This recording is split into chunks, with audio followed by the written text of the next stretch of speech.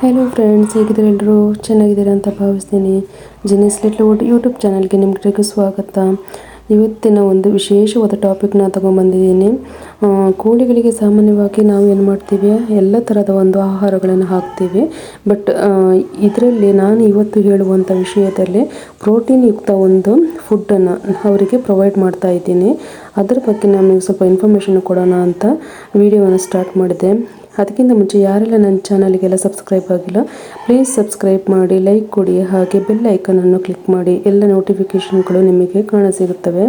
ಇವತ್ತಿನ ಒಂದು ವಿಡಿಯೋದಲ್ಲಿ ಇನ್ಫಾರ್ಮೇಷನ್ ತುಂಬ ಚೆನ್ನಾಗಿ ಇರುತ್ತೆ. ನಾವು ಇದಕ್ಕೋಸ್ಕರ ಒಂದು ಬೈ ಮಾಡಬೇಕಂತ ಸಿಚುವೇಶನೇ ಇರಲ್ಲ. ಅಂಥ ಒಂದು ಒಳ್ಳೆಯ ಒಂದು ಫುಡ್ಡನ್ನು ನಾನು ನಿಮಗೆ ಅದರ ಬಗ್ಗೆ ಒಂದು ವಿಶೇಷವಾಗಿ ಹೇಳ್ಕೊಡ್ತೀನಿ.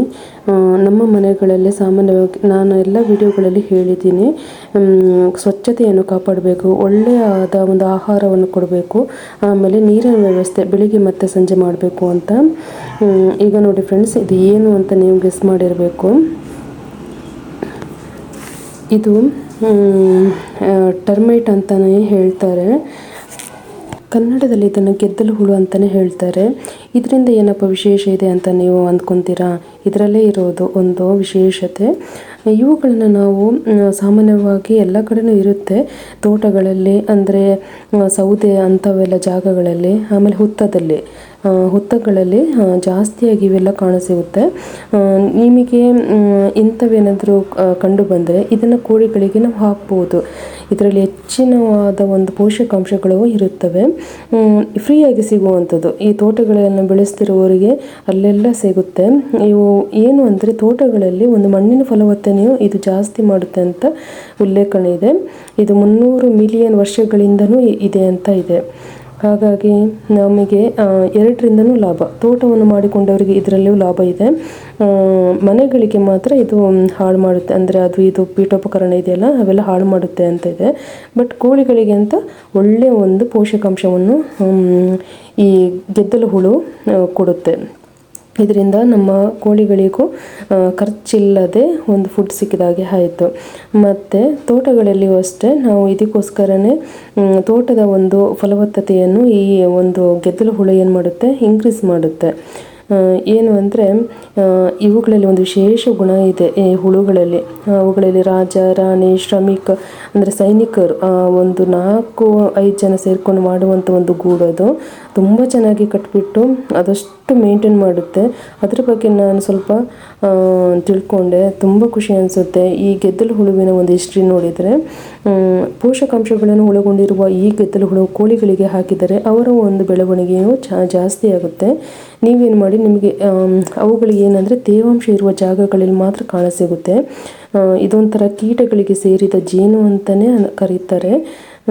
ಇವುಗಳಿಗೆ ಏನು ಅಂದರೆ ಕತ್ತಲು ಅಂದರೆ ತುಂಬ ಇಷ್ಟ. ಕತ್ತಲಿರುವ ಜಾಗಗಳಲ್ಲಿ ಜಾಸ್ತಿ ಇರ್ತವೆ.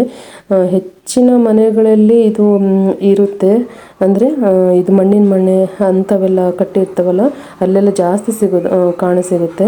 ಆಮೇಲೆ ಯಾವುದೇ ಪೀಠೋಪಕರಣಗಳು ಇರಲಿ ಎಲ್ಲವನ್ನು ಹಾಳು ಮಾಡುವಂಥ ಗುಣ ಇದಕ್ಕೆ ಇದೆ.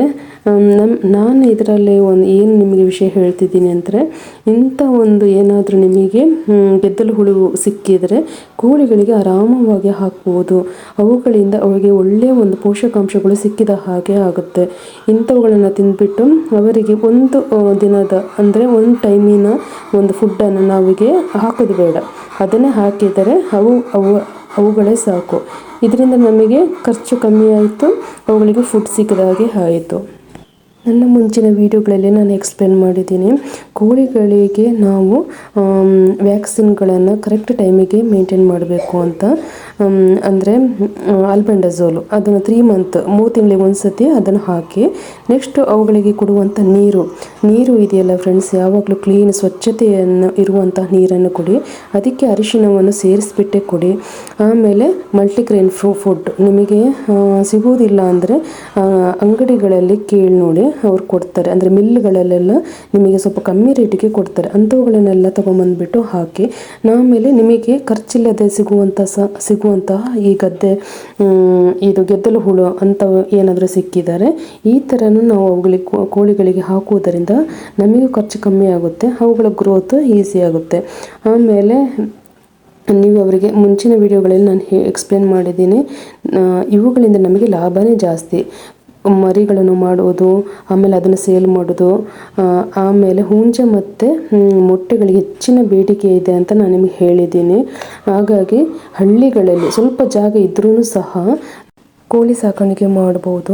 ಅವುಗಳ ಗೊಬ್ಬರ ಇದೆಯಲ್ಲ, ಅದನ್ನು ಒಂದು ಕಾಂಪೋಸ್ಟ್ ಥರ ಮಾಡಿಕೊಂಡು ಅದನ್ನು ನಾವು ಗಿಡಗಳಿಗೆ, ನಮ್ಮ ತೋಟಗಳಿಗೆ ಹಾಕುವುದರಿಂದ ಹೆಚ್ಚಿನ ಒಂದು ಫಲವತ್ತತೆಯನ್ನು ನಾನು ಕಾಣ್ಬೋದು.